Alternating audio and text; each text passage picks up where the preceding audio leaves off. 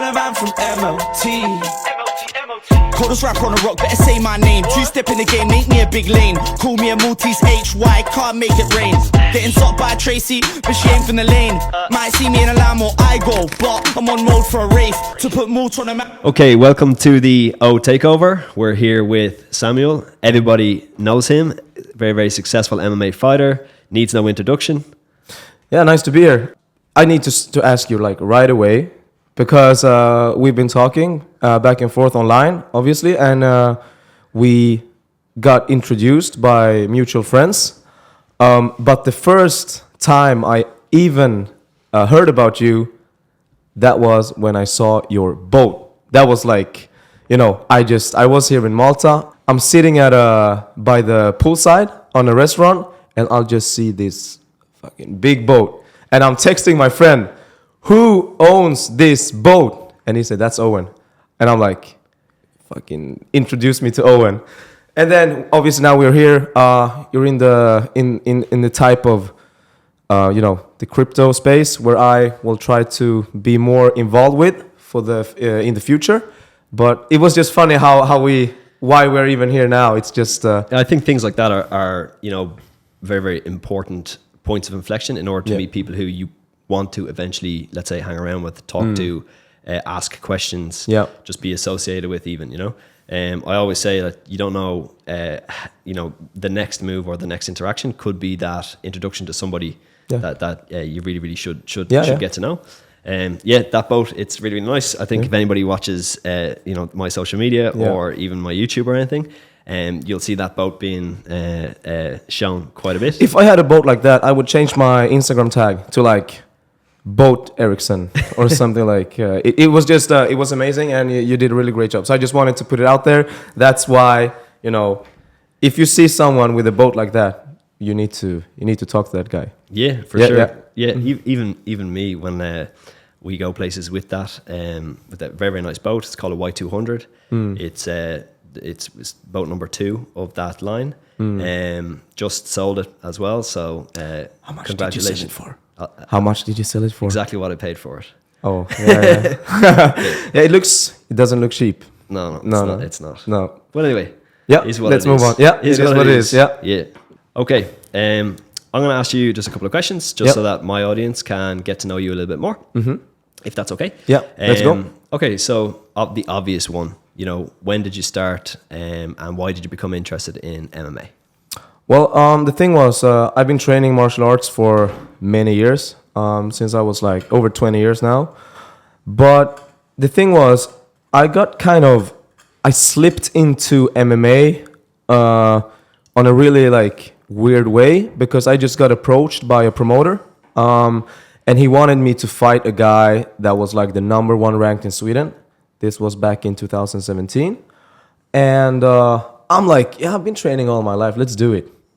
It's okay. So I just signed up for that fight. I had like 7 weeks to prepare. Never done MMA in my life. And then this guy I was supposed to fight, he got kind of injured. So I got a new opponent. That was like the second best guy in Sweden. I'm like, yeah, perfect. Let's do it.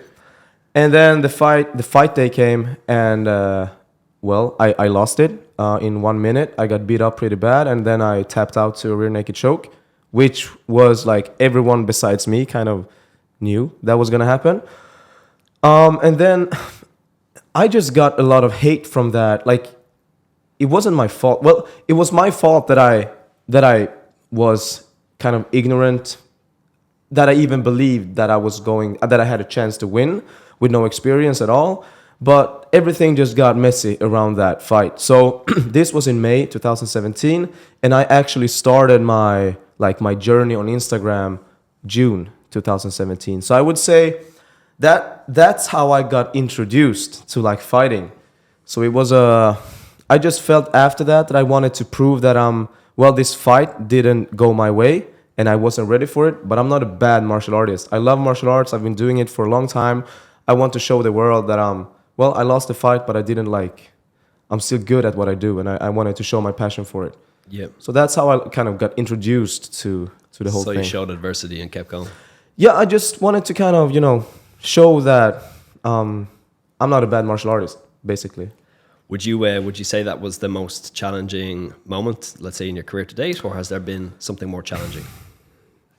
Yeah, probably. You know, it's always hard with, you know, when you lose, no matter to what or to who, you always need to find yourself. You always find yourself on a very low.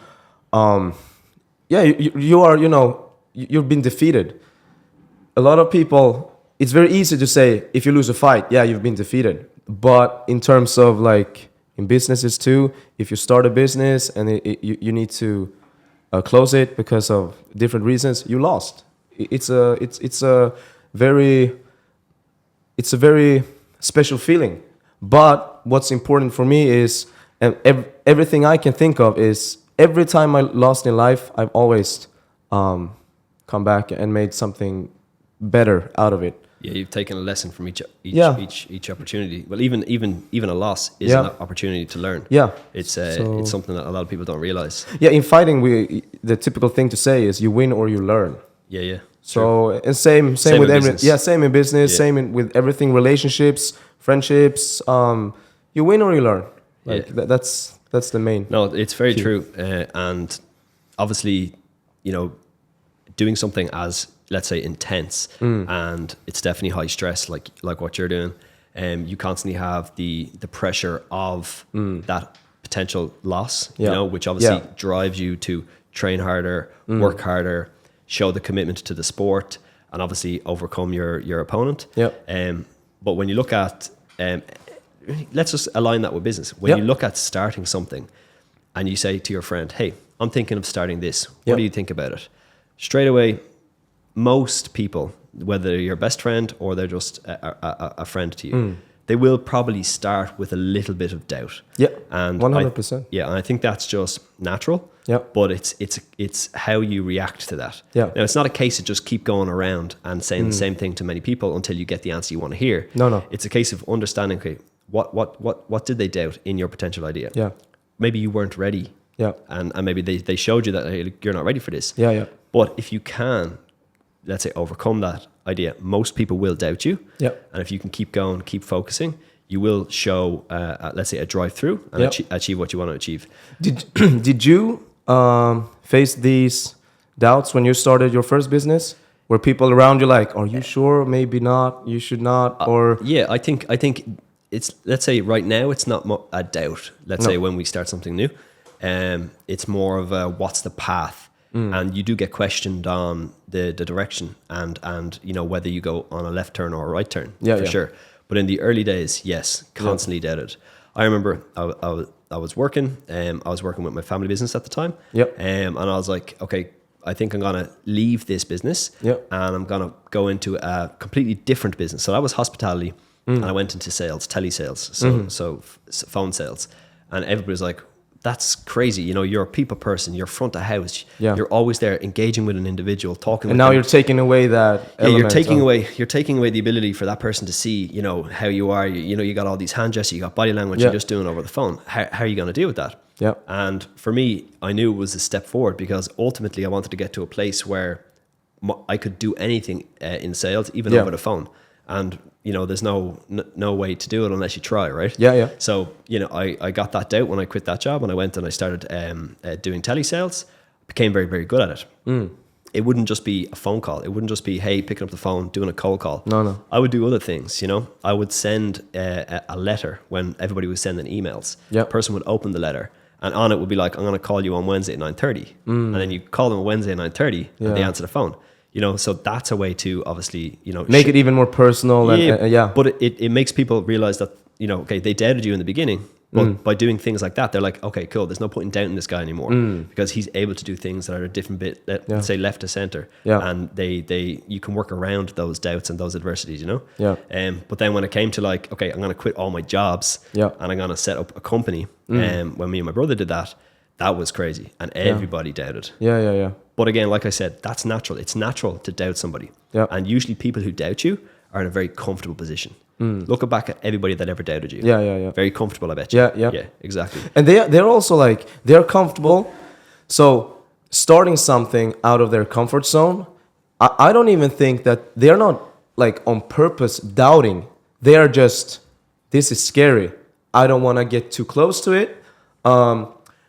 Some people actually that I know that were in a comfortable position got handed a uncomfortable situation for them. But let's say, I have a business. Do you want to be part owner? There will be this much and this much. But then they didn't start the business. They could come in after everything was started. They already had employees. They already had a running organization. Yeah. And then they might get asked, do you want to be a part of it? And then comfortable people might, because then you take away a lot of the, like you say, when you start from zero, everyone is kind of uncomfortable. I mean, it's a risk even for the people like for you and me, that's uncomfortable to start something new from scratch. But I think comfortable people are they don't doubt on purpose. They're just... Well, it's kind of ingrained. Like, think about it, right? You go to school, you do well. Yeah. You go to college, you do well. You get a job, you do well.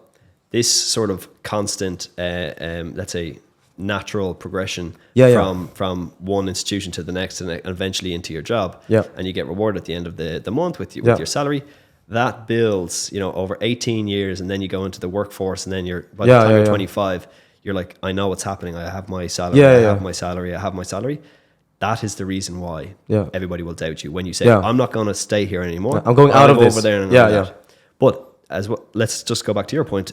You ask somebody to come in after you've done it. So that's also not a bad idea. So if you know me, we also do investments. We have an investment company called Reddicker Ventures, and we invest in startups mainly. Is it? No, a little bit beyond startups. Usually they've done the hard work, or they've done the initial breaking of ground, and the product has some type of development, or the service has some type of customer base. Proof that it's actually working, or it's a running. It's not let's say a bootstrap startup anymore. It's something that actually has cash flow. It has customers. It's generating revenue. It mightn't be positive yet, but we do get into these companies, and we've had a lot of success to date. And we've had some failures as well. With everything, especially when it comes to investment and venture capital and getting into let's say startups and getting into even businesses that are 3 or 5 years down the road. There's always losers, but there's always, let's say, winners. The idea with the investment space is that you will get, let's say, out of 10, you might get one winner. And that one will be very profitable. Yes. It covers the 9 losers. And you usually then, get a good yield out of that winner. That's the game, But going back to, like, let's say your friends, asking your friends to come in on your business after 1 or 2 years, that's also fun. You've shown them that it's possible. You've shown them that, look, you can leave the workspace. You can get into a business. And listen, now you have an opportunity to join me. Exactly. And one thing that, let's say, became, let's say, evident for how, let's say, I'm here today is by joining forces with people. And that's one thing that, like, if you listen to any of the podcasts in the past, I always talk about partnerships. Partnerships are super, super, super crucial. And they're extremely beneficial. Okay? You're very, very successful at what you do, right? But if you didn't have a trainer, exactly, you wouldn't be able to do it. No. That person that's there for you, with you, driving you forward, makes you have that end result, which is obviously... Exactly. And if I didn't have the gym someone is owning where I'm training, and and like you said, it's so interesting to hear you talk about these things, since you are so successful in business. So sometimes, like, I forget that you are following the exact same basics as anyone, but you've just on a higher level, right? Like it's a blueprint, and it's called a blueprint for a reason. So it's a bunch of processes that you must follow in order to have an outcome that you desire. Did you have any mentor, like, in the early stages, or do you have one now, or do you just... In let's say the early stages, I was very driven by my brother. He really, let's say, challenged me, always pushed me forward, always incentivized me to learn. We had each other. So did I have a mentor outside of that? Let's say not really. No. But by having my twin brother, I always had someone there that would just give you that extra push forward. I remember I was working and he said, listen, sit down here, let's learn this together. Yeah. And he was a developer. He was able to make websites. I was able to sell websites. But you know, when you sell one website and let's say it's for 400 euros, yeah, he had to do that work in order for us to get that 400 euros. But if we could sell 2 websites and the 2 also could, and I could build one too, now we had 800 euros. Yeah. And if we could then learn how to do it faster, then we could sell 4 websites. Yeah. And just build it up and build it up and build it up. And we did that where both of us were working and stuff like that. And then we sat down with each other. And by having that, let's say mentor, but also that business partner, we sat down and we realized, okay, what we need to do is we need to think about how we're going to expand. Scale up this. Yeah. So he was a very, very good developer. Yep. I was good at sales. I went and learned everything I could learn at that moment about sales. Yep. And how I could then take the project from point A to point B in value. And that's what I focused on. But he really pushed me to go down that line. And then he went on his development line. Outside of that, there's one key individual. His name is Declan O'Driscoll. And very early on, I knew that he was a very, very successful businessman. Now, a lot of men in my family are very, very successful as well. But that was kind of like obvious because they were my family members. They were my uncles. It was my dad. You know, they were all successful. But then I could see this other individual that was outside of my family that was very, very successful. And he owned a bunch of franchises in different spaces. And he would always be there to, you know, hey, let me look at your balance sheet. Let's look at the cash flow. Let's see where your bottom line is. What you can improve. How we can do this. So he would sort of talk like that, which is pretty cool. But the key thing he said is don't be afraid to employ somebody. And I think I've said that a number of times. And that's probably the single most key sentence that's ever been said to me, and piece of advice that I took up nearly immediately. Yeah. Went back to me and my brother. And we're like, okay, cool. Let's look at our business. We're missing one thing. We're missing the design side of our business. We want to be a successful digital agency. Yeah. I can sell, you can code. Yeah. We don't have a designer. No. So the two of us literally cut our salaries in half, took that money and put that on a designer. And now our business went like literally like this because we have. Now you cover every field. Yeah. So when someone approaches you, you can just say with confidence, we got it. By hiring that individual, I was able to walk into a meeting saying, oh yes, what we'll do is I'll do discovery with you and I'll understand the pain points of your business. And then what we'll do is we'll bring in our designer and we'll go through some of your design processes and what you like and what you don't like. Yeah. And then we'll build for you exactly what you need. And all of a sudden then, you know, the price went from 1,000 to 4,000. Yeah. You know, my salary went up 3x. Yeah. Just because of one employee. Yeah. You know. Yeah. So this probably would be, you know, if you were to say mentor. Yeah. Declan O'Driscoll. Yeah. One piece of advice: never be afraid to hire, and even take all your salary and give it to that person if you feel that person is going to like 2 or 3x your business. Yeah. You know. So that was something that was very, very, very important to do in the early days. Yeah, the one thing that people always told me, and the first thing also is that, let's say an accountant, for example. I'm not good with numbers. Me either. There are people actually educated, liking numbers, and they do it for a living. So my point is, let someone that is a professional at what they do, and they love to do it, let them do the stuff that I can't. Or because people in the beginning told me like, you can learn this yourself. You can do it by yourself. Just learn how to do it, blah, blah, blah. And then you send it in every month, whatever. And I'm like, yeah, you will save some money. But then how much time do I need to put in to learn that skill? And also, since I'm not really interested, there might be a lot of errors that will cost me, because then they will come back to me and say, this is wrong, you need to redo it.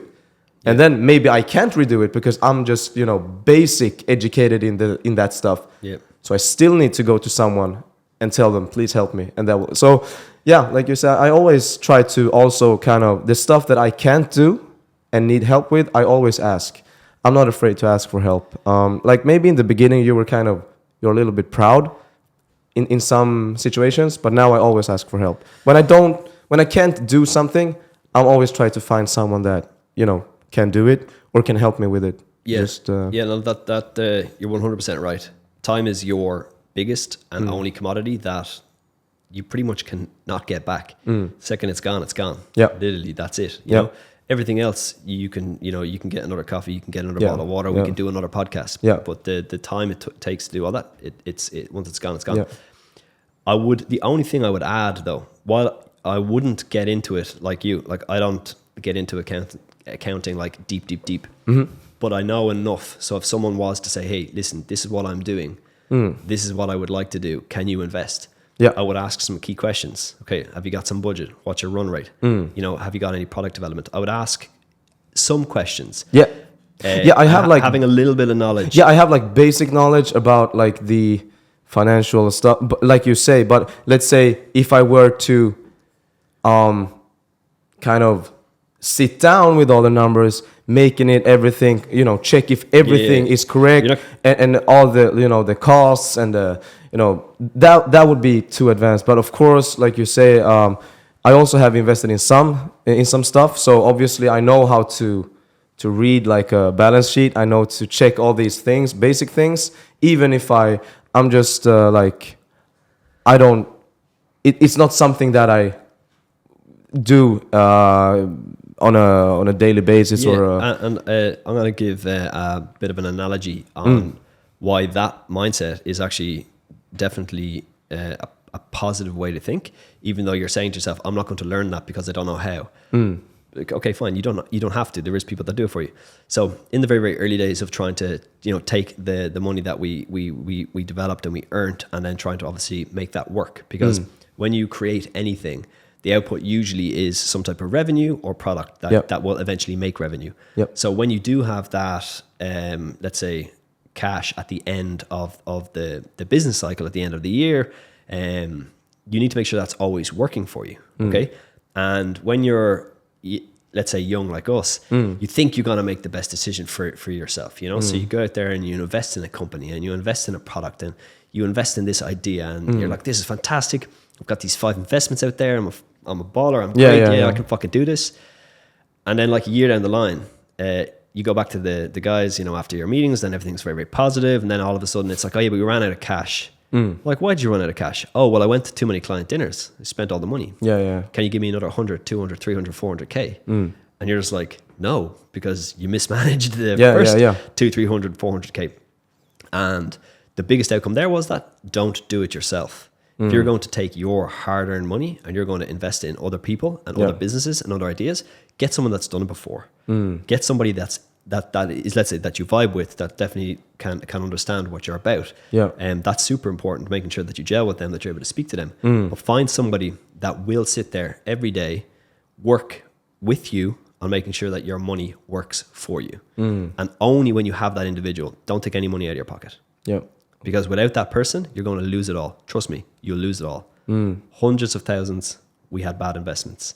We'll never get that back. No. But we didn't lose, we learned. We learned. Win or learn. Yeah, exactly. So this is very important. So anybody that's out there that's saying, I want to invest.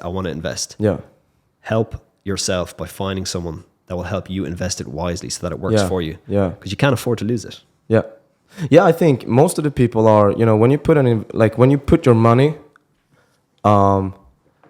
at something, you usually, like, if I buy a coffee, like, for my money, I get it right away. But investments, no brainer. You invest because long term you will earn. You will get more. You're talking 5 years down the road. Yeah, and I get to the things where you say, where you earn it, but you don't, the stuff we talked about yesterday. No, I remember we were talking about, how would somebody start to potentially get into like crypto. You don't put all your money there. So maybe split up so you earn it and don't like. So there's lots of potential ways to get into it, right? So every day there's places where you if you're in business, there's places where you can obviously earn. So if you're a company and you sell products or you sell services like consultation or even, barbecues or tables or interiors or boats or cars or planes, and these are things that there are clients on the other side that are willing to spend their earnings, let's say, which they got in crypto. So you as a business can expose yourself to that. And it's very, very simple. You come to a company very, very similar, like for example, like Zeppeli Business, which has a whole business suite for generating invoices and allowing you as a business accept cryptocurrency once you're in the EEA. So you can generate an invoice for that car or for, you know, a service. Let's say I want to book a coaching session and you're going to charge me €1,000. You can either tell your accountant to do it or you could do it yourself because it's super easy. Generate an invoice for €1,000. I'd like to pay in Ethereum. And you just email that to me.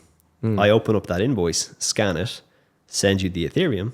Now you have €1,000 worth of Ethereum in that, let's say, few moments once the confirmations has happened on the blockchain. And now you have earned crypto. You didn't have to go and take €1,000 out of your bank and buy it. You've earned it. This, to me, is probably one of the easiest ways to get into it. Because if you can earn it, you're like, okay, this is great. You change your whole mindset around it. Now it's a currency. It's a way of income for you. And then you can either make a choice, keep it, or you can convert it. Convert it to euros or pounds or dollars. Yeah, exactly. So what I said yesterday was, if I was you or I was to start today, I would figure out how I can earn it in today's environment. How I can move from that idea of, look, I have, let's say, 20K in the bank. I don't want to touch that 20K. That's my 20K. That's, you know, that's a rainy day for me. But you have a skill, you know, you could easily bolt on crypto to your whole ecosystem, you know, by doing training with some up and coming athletes and, you know, saying, I accept crypto, you know, there's huge potential in it. And it's one key thing that, like, in many businesses over the last number of years, exposing, let's say, for example, the digital agency, just saying online, listen, we accept cryptocurrency for payment. You do what you pay how you want, but if you want to pay in crypto, so many people found that very, very interesting. So they didn't come to us for the website. They came to us for, how can I do that in my business? You know, so when you look at Zeppeli, we have a WordPress plugin and we'll have a Shopify plugin as well in the future. And what that will do is you have a Zeppeli business account and you have a WordPress website, which maybe our agency made for you, and you sell these bottles. You can put that plugin on your website, and in moments you have you can pay with crypto. And you have as an option. So the person sees Bitcoin there, or they see Ethereum, or they see, you know, a different currency. Instantly they're like, wow, this is amazing. This company's thinking of the future. Like we have many companies that have done this for things like, you know, high fashion jewelry, you know, things that are, you know, very expensive. But think about it. The people that, let's say, earned crypto early, they're now trying to spend it. And they'll spend it as like a currency. They'll spend it like they're spending their euros or their pounds or their dollars. But we need more people to just think of it, okay, this is a currency, it's a way of income. If you need to have the euros at the end of the day, that's absolutely fine. You go into your settings and you press exchange automatically. The second the crypto lands, it'll exchange to the fiat, you know? So what I said yesterday was, figure out how you can earn it. That way you don't take the money out of your pocket and buy it, which is also, you can do that if you want. But if you have something that you can sell, if you have a service, you can earn it. And it's really, really nice when you earn a bit, and then, you know, see it grow, or you can, well, it can go up and it can go down, never forget. Obviously. But it's really, really nice, you know? And if you just change your mindset that this is an income stream, this is a currency, everything else will just balance out. The fear will balance out. The stress, the anxiety. Because always when you put, like, if you take your own money, the 20K you mentioned, and buy crypto, then you're stressed about it. If it go down, will it go up? Oh no, maybe I lose my money. Oh, will it grow? But every day you're like, gonna be freaking out. And especially I because the crypto is going very, like, it's extremely volatile. You know, but in the early days of a lot of new currencies, you know, we weren't there, but like when paper money came out and they went from obviously coins, gold, silver and copper into paper money, there was obviously this sort of, wait, this is crazy. You know, I have this one pound note, or is there a pound of gold or silver or copper backing that? You know, all of that went on. They always compare it to the old, like people do with crypto now. It's a case of a mindset shift. Get into it, realize, you know, yes, it goes up, it goes down. But, you know, I told you a story yesterday in the very, very early days when we started in business, and we exposed a number of our businesses to accepting crypto. you know, we got on a plane and Bitcoin was at 9,000 euros. And it was a 3.5 hour flight. By the time we got off, Bitcoin was 3,500 euros. That's crazy. I went into this conference then, and everybody was like freaking out. Like, what's the story? You know, crypto. And it was a very, very, you know, crypto focused conference. A lot of people were getting into the payment side of things. A lot of people were exposing their businesses to crypto. And we were going there in a way and people just freaking out. Yeah. And me and my two business partners was going around a bit chill. And we were like, but why are you stressing about it? And they're like, it dropped 6K. Yeah. And for us, we're like, now it's your opportunity to make sure you have this enabled in your business. Because now you have the opportunity to get into it at a very, very nice price, you know? So while you have these ups and you have these downs, it's your choice. Get into it. And if you do get into it, you will see something eventually out of it. It's a case of obviously knowing your risk appetite, making sure that you tolerate and that you balance that out. Like, you can at any day sell it immediately and get your euros. So on the day that you receive it, sell it. Perfect. Or hold it. See what happens. A lot of people, like, they told me about Bitcoin, because that Bitcoin dropped a lot, like back in, I don't remember. It was up at like 60,000. Yeah, and then it dropped to like... it dropped like way below, I think 16-ish, and then it sort of came back up. Now it's sitting around, I'm talking euros, by the way. It's sitting around 20, well, let's just check it on CryptoPanic. CryptoPanic is our news aggregation app. I just remember everyone was saying when the Bitcoin dropped, everyone told me, buy now, invest now, buy now. Yeah. And I, you know, like I mentioned to you, I knew what Bitcoin was. I knew it was the next thing, but I've never invested in, I never bought anything. But like you say, a lot of people around me said exactly like you. Now you have the chance to get into crypto at a very cheap price. But I just, you know, back then I was like, I don't think this is cheap. Like, you know, I didn't really understand the potential of it.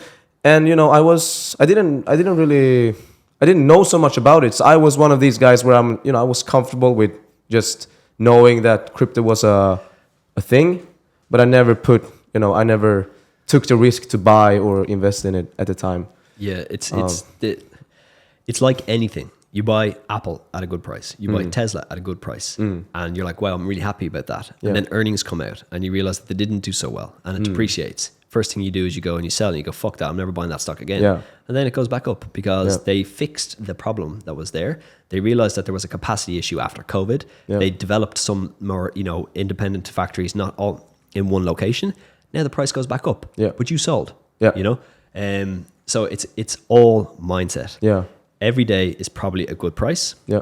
Every day is probably a good entry and also a good exit. You can't know what happens tomorrow. No. You can't know what you know. There's bigger players to this. There's people out there with millions and millions and millions, and they decide, okay, look, I'm going to sell a bit because I got to buy a company, you know, and then all of a sudden the price goes down because there's this big sell-off. Yeah. And then all of the retail traders see that little pip down or little move down, and they're like, cool, I'm going to sell too because some big guys going out here and selling all their Bitcoin, and then the price moves further down. Yeah. Then there's a bunch of people down there with bunch of cash. They're like, wow, the price is coming out. Everything and then go back up. So this is obviously different liquidity points, sells, buys. If you get into it, just chill out. Don't be stressed about it. Don't be stressed about it. Read about it. You know, learn a little bit more about it. Yeah. I know that goes against, you know, what you wanted to say at the beginning. You didn't get into accountancy because it was boring for you. If you have a small investment in anything, it's always like any of the big investment houses, like if you just listen to them, they always say, read about the company. Yeah. Look at the company. What are they doing in the next year, 2 years, 3 years? For example, just to go back to Apple. Yeah. You see that they have a new iPhone. Every September, new iPhone. Everybody goes crazy. Then they create the AirPods. Now they have the AirPods Max. Then the AirPods Pro, blah, blah, blah, blah. By knowing about the product, you're very interested in it, right? You look around the room here. There's 7 people in this room? Yeah. 6, bad at maths. Yeah. 6 people in this room here? Yeah. I think everybody has an iPhone? Yeah. Yeah. Okay, cool. We have MacBooks. We have... Exactly. So that shows you that the product works. Earnings are going to be good. Yeah. Okay. If you look at Bitcoin and how many people, let's say, hold it, it was 400 million in 2019. Then it went to 420 million. It's probably gone this year to 420 million. So, you know, 20 million people a year. That's obviously going to compound. And then you've got countries bringing it in as a key stable currency. Yeah. Now there's mass adoption. You know, eventually you're going to be looking around the room. It's going to be like, everyone has Bitcoin. And then stability will come in. Yeah. So there will be a surge in price. The demand will obviously go up. The price will go up. Then there'll be stability. but we haven't got there yet. We're still in that highly volatile stage yet right now.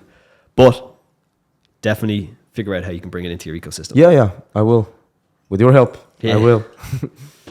Why crypto? Why are you so interested in it?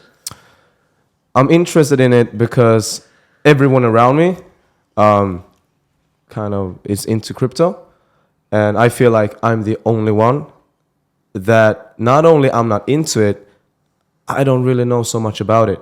So now when I can just say like this, my last fight, I injured my foot and my hand. Okay, so I'm 31 years old. I love martial arts. I will do martial arts as long as I possibly can. But I just realized I knew this all the time. So it's not like but I realized when I was sitting at home with an injured foot, injured hand, I could not train. I could not do anything almost the first weeks. I'm like, let's say, imagine if this was my nose or my I just realized that fighting is I need to be in physical shape to show up and fight, to train. So when I was at home, I just thought, how can I want to find a way where I can build long-term financial, you say security, kind of, how can I do this? And then, like I said, I have some other stuff that I invested in that is totally fine, but I wanted to find something new. And then, obviously crypto was something that maybe I should try to get into crypto because everyone was talking about it. Everyone has been talking about it with me for the last years. And I just never got into it. So I just thought now is a perfect time for me to do it. And then I saw you here. Oh, I saw your boat. And then I knew some people that know you. We have mutual friends. And they introduced me to you. And then I just saw that crypto is one of your key things. Yep. So I'm like, this is perfect. This kind of was exactly when I was sitting at home and just how do I get into crypto? And then 2 weeks later, I'm talking to you and you are super deep into crypto. So that's why I want to learn more. I want to see what it can do for me in terms of long-term financial growth. And like you said, there is a whole bunch of things that will probably be in the future that will make crypto even more powerful and beneficial for the ones into it. How about this? Over the next couple of months, I'll answer any questions you have around crypto. Yeah.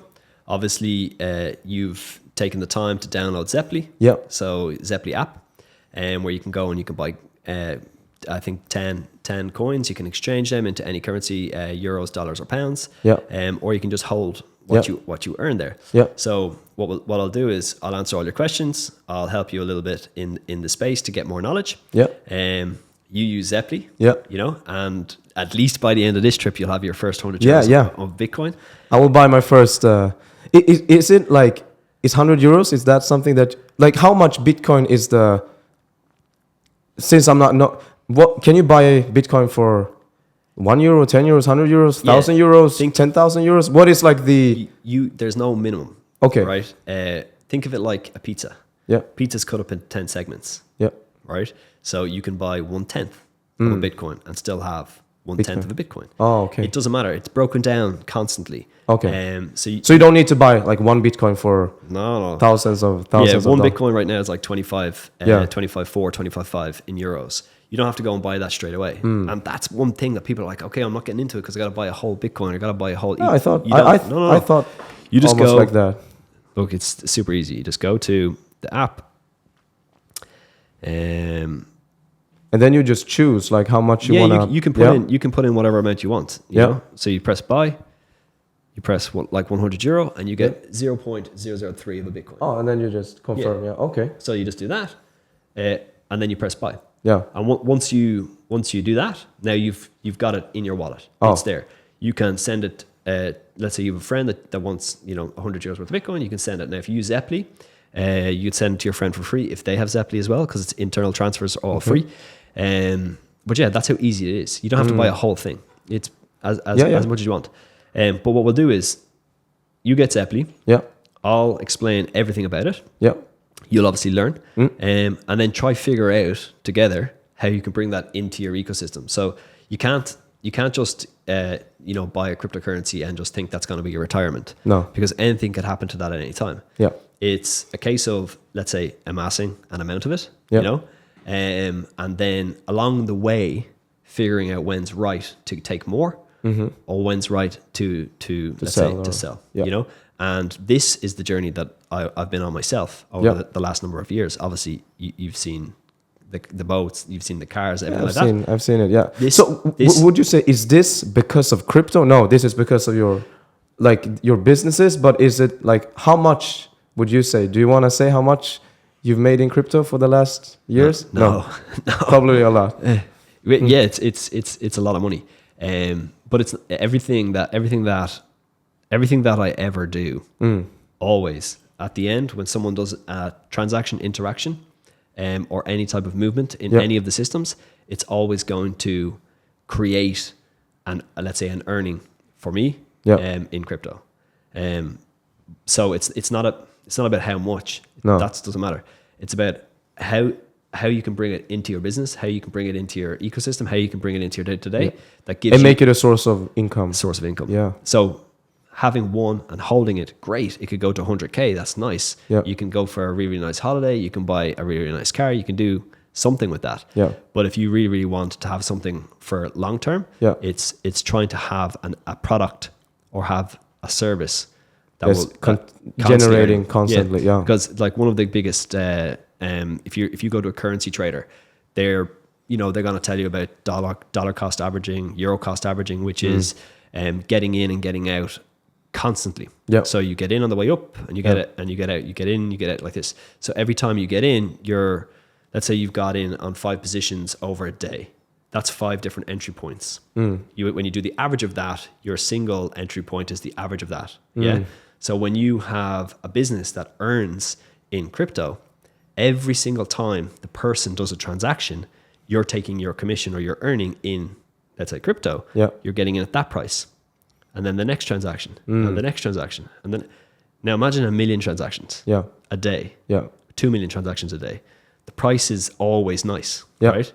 And on the other side as well, when you're getting it out, you're getting out on a very nice average price as well. Yeah. So it's a really different way of thinking, Yeah. It's not just... I hearing you talk about it, I'm excited. So this is like, when you talk about exchanging, is it like right away in the setup? So let's say I have the 100 euros. I have a 100 euro bit. Now I have some small part of a Bitcoin.